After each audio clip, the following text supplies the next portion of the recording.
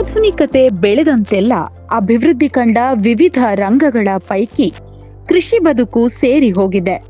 ಆದರೆ ಜಗತ್ತಿನ ಉಳಿವಿಗೆ ಪ್ರಮುಖ ಅವಶ್ಯಕತೆಯಾಗಿರುವ ಕೃಷಿಯ ಬೆಳವಣಿಗೆಗೆ ಮಣ್ಣಿನ ಪೋಷಣೆ ಹಾಗೂ ಪಾಲನೆ ಬಹಳ ಮುಖ್ಯ.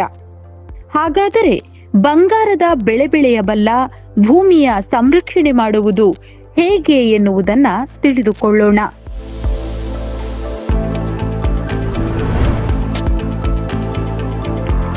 ಉತ್ತಮ ಬೆಳೆಗಾಗಿ ಮೊದಲಿಗೆ ಬೇಕಾಗಿರುವುದು ಆರೋಗ್ಯಕರ ಮಣ್ಣು.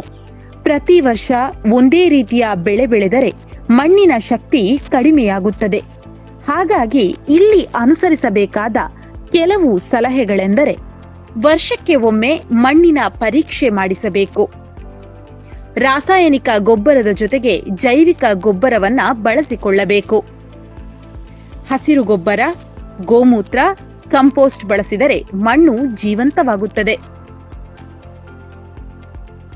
ನೈಸರ್ಗಿಕವಾದ ಮಣ್ಣಿನ ಪೋಷಣೆಯಿಂದ ಬೆಳೆ ಆರೋಗ್ಯವಾಗಿರುವುದು ಅಷ್ಟೇ ಅಲ್ಲದೆ ಖರ್ಚು ಕೂಡ ಕಡಿಮೆಯಾಗುತ್ತದೆ.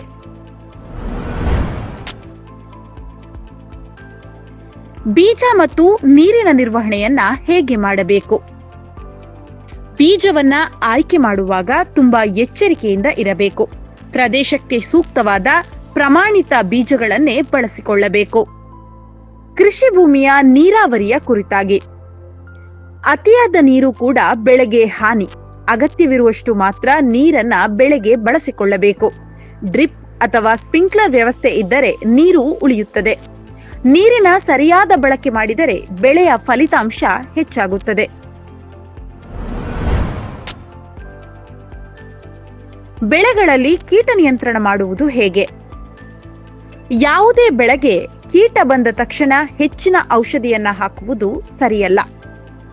ಮೊದಲಿಗೆ ನೈಸರ್ಗಿಕವಾದ ವಿಧಾನವನ್ನ ಪ್ರಯತ್ನಿಸಿ ಕಹಿಬೇವಿನ ಎಣ್ಣೆ ಅಥವಾ ಇತರೆ ಕಷಾಯಗಳನ್ನ ಬಳಸಿಕೊಳ್ಳಬಹುದು. ಅಗತ್ಯವಿದ್ದಾಗ ಮಾತ್ರ ಕೃಷಿ ಅಧಿಕಾರಿಗಳ ಸಲಹೆಯನ್ನ ಪಡೆದು ಔಷಧಗಳನ್ನ ಮಣ್ಣಿಗೆ ಬಳಸಿಕೊಳ್ಳಬಹುದು.